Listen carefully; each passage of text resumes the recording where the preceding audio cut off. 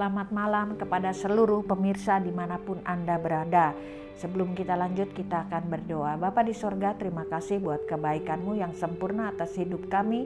Sebentar kami akan mendengar renungan firman yang menjadi tuntunan langkah pedoman hidup kami. Berfirman-Lah Tuhan, kami siap menjadi pelaku dari firman-Mu. Dalam nama Yesus kami berdoa, haleluya, amin. Shalom Bapak Ibu. Kali ini tema kebenaran firman Tuhan tentang berbagi kasih. Karena bulan Februari adalah bulan yang penuh kasih. Tapi kasih Tuhan bukan berlaku hanya bulan Februari, sepanjang masa. Kasih Tuhan selalu melingkupi hidup kita. 1 Yohanes 3 ayat 18. Anak-anakku, marilah kita mengasihi bukan dengan perkataan atau dengan lidah, tetapi dengan perbuatan dan dalam kebenaran. Saya ulangi, anak-anakku, marilah kita mengasihi bukan dengan perkataan. Garis bawahi, bukan dengan perkataan atau dengan lidah, tetapi dengan perbuatan dan dalam kebenaran. Nah saudara, saya pernah membaca sebuah statement yang demikian.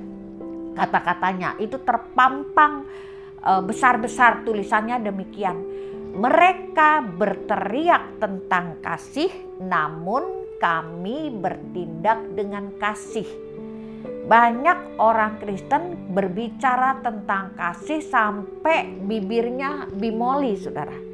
Bibir monyong 5 cm, ya, mata beradu, alis beradu, urat keluar ngomong tentang kasih, tapi tindakannya berbeda dengan perkataannya. Saat ini dunia krisis kasih sayang dan dunia membutuhkan kasih sayang itu. Artinya kita melakukan tindakan kasih bukan hanya dengan perkataan, tapi kita melakukan tindakan kasih dengan perbuatan nyata. Nah, ini ada sebuah contoh teladan yang diberikan oleh seorang wanita sederhana dengan fisik tubuh yang imut-imut kecil, namun mempengaruhi seluruh dunia, bahkan sampai presiden pun bisa menuruti perkataannya. Siapakah wanita yang imut-imut tersebut? Namanya Bunda Teresia, Mother Teresia, seorang biarawati Katolik berdarah Albania, lebih dari 45 tahun mengabdi kepada orang sakit, miskin, yatim piatu, dan orang yang tidak berdaya, serta menolak aborsi dan kontrasepsi. Karena kontrasepsi katanya, apalagi kalau kontrasepsi itu dengan pil KB, dengan spiral, katanya sudah terjadi pertemuan dan sudah ada pertumbuhan, lalu pertumbuhannya nggak dikasih makan, akhirnya bayi yang masih berubah zigot itu akan mati. Nah, Bunda hanya memiliki 2 helai pakaian sari selama hidupnya. Pakaian sari dia punya hanya 2 helai karena hidupnya sederhana. Bahkan ketika dia mendapat penghargaan, lalu ada pesta, ada resepsi, dia bilang batalkan penghargaan ini, batalkan resepsi ini, gunakan uangnya untuk menolong orang-orang yang sedang membutuhkan pertolongan. Betapa Bunda ini hatinya mulia banget. Lalu ada sebuah kisah bagaimana Mother Teresa menemukan seorang perempuan miskin yang sedang sekarat di tempat sampah yang sudah dikelubungi belatung, tikus, semut. Jadi perempuan ini sudah sekarat. Saudara bayangkan kita digigit semut satu aja sakitnya luar biasa. Nah ini perempuan ini dikerubungi belatung yang banyak, semut yang banyak, bahkan tikus. Akhirnya Mother Teresa langsung bertindak. Bukan aduh kasihan seperti seorang imam lewat, lalu ada penjahat yang ada orang yang pedagang yang dianiaya, aduh kasihan dia lewat. Ya, nah Mother Teresa langsung bertindak dengan kasih, diambil perempuan itu padahal tubuhnya kecil, lalu dia bawa ke rumah sakit, tetapi rumah sakit yang dituju selalu menolak perempuan tersebut. Akhirnya Mother Teresa membawa wanita tersebut ke tempat yang aman, lalu dia membandikan, membalut luka yang membalut, menyembuhkan, lalu dia mengobati perempuan tersebut dengan penuh kasih dan sayang, mendoakan perempuan tersebut. Jadi dia rawat, Mother Teresa sendiri merawat perempuan itu, dan perempuan itu tersenyum bahagia, dan perempuan itu meninggal dengan cara yang terhormat di pelukan Mother Teresa.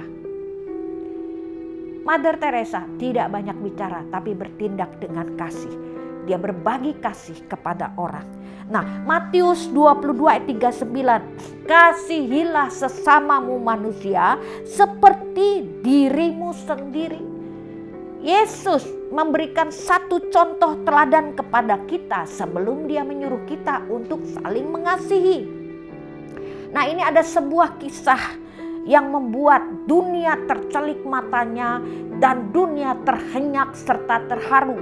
30 Januari 2016, seorang anak Afrika berusia 2 tahun bernama Hope, asal Nigeria, yang dibuang orang tuanya di jalan karena dikira titisan penyihir. Jadi bukan hal yang mustahil ya, banyak anak-anak yang masih balita dibuang orang tuanya karena beranggapan dia titisan dari penyihir yang akan membawa malapetaka di dalam keluarganya. Dan kalau ayah ibunya melindungi dia, maka ayah ibunya pun bisa kena bunuh. Ya, mengerikan sekali. Lalu bayangkan saudara, anak 2 tahun dibuang di sampah. Lalu anak itu selama 8 bulan dia mengais-ngais sampah. Dan orang tidak ada yang mau menolong. Jadi bukan hanya si Hope aja, waktu itu namanya belum Hope. Ya, jadi anak itu telanjang bulat, ngais-ngais makanan di tempat sampah. Dan selama 8 bulan. Dan pada waktu itu dia sudah dalam keadaan sekarat, gak bisa berdiri. Lalu ada seorang perempuan Denmark yang bernama Anja Rinjan Loven. Dia melihat anak ini, dia kasihan, dia iba. Anak itu dihampiri, dikasih minum air mineral, lalu dikasih makan biskuit. Lalu dengan hati yang carut-marut, anak itu diselimutin dan dibawa ke rumah sakit. Dan langsung dokter melakukan tindakan operasi, ya, membuang cacing-cacing yang sudah beranak pinak di dalam perut. Nah, badan anak itu hanya tulang berbalut kulit saja. Ya, dan perempuan yang punya hati luar biasa ini, saudara, dia rawat Hope. Jadi dikasih nama Hope, dikasih nama harapan. Dan dokter serta orang-orang di sekelilingnya udah hopeless. Apakah anak ini akan bertahan hidup? Tapi rupanya Tuhan punya maksud yang indah terhadap Hope, harapan. Dan Hope mendapat harapan. Akhirnya Hope sembuh. Setahun kemudian diposting lagi di Facebook. Hope sudah gemuk pakai seragam sekolah. Ya, nah ternyata biayanya sampai banyak banget.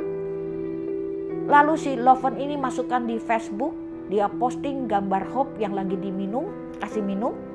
Ya, dan singkat cerita, dunia celek matanya. Dan dia mendapat sumbangan 1 juta Singapura dolar. Jadi kalau dirupiahin itu berapa miliar, saudara.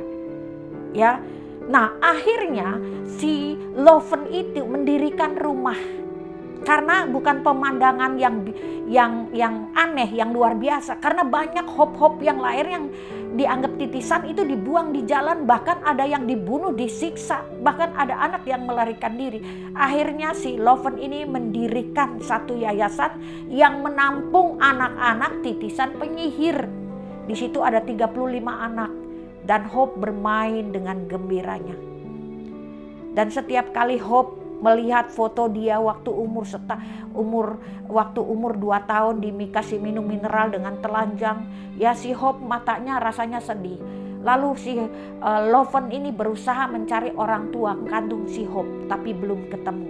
Dan ketika Loven berkata mau cari mama kandung si Hope, tidak ada respon sama sekali. Nah saudara, ya berbagi kasih. Si Loven ini berbagi kasih. Jadi dia dengan suaminya Emmanuel David mendirikan satu yayasan yang bernama African Children Aid Education and Development Foundation. Di situ dia mulai mengajarkan orang-orang yang miskin, yang tidak berpendidikan tentang kasih dan harus meninggalkan cara-cara arogan membuang anak mereka dengan tahayul bahwa itu titisan penyihir. Dia mulai mengadakan itu dan akhirnya dia bisa menampung 80 anak korban titisan penyihir katanya. Nah saudara, PR kita banyak untuk berbagi kasih. Firman Tuhan katakan, tanya kepada Musa, apa yang ada padamu? Tongkat Tuhan. Nah saudara bisa berbagi kasih dengan apa yang ada pada dirimu. Tuhan gak minta yang gak ada pada dirimu. Di bulan yang penuh kasih, bulan Februari, berikan kasih kepada orang yang membutuhkan. Amin. Tuhan memberkati. Terima kasih Tuhan. Engkau mati bagi kami karena mengasihi kami. Ajar kami untuk berbagi kasih kepada setiap makhluk. Biar kami boleh diberkati untuk memberkati. Kami memberkati seseorang bukan dengan menunggu kami menjadi kaya. Memberkati seseorang bukan melulu dari hal materi. Perhatian, kasih sayang, support, itu pun sudah boleh menjadi berkat bagi orang yang membutuhkan. Terima kasih Bapak, biar firman yang kami tabur boleh memberkati semua orang dan boleh menyadarkan bahwa mereka harus berbagi kasih kepada setiap orang. Dalam nama Yesus kami berdoa. Haleluya. Amin.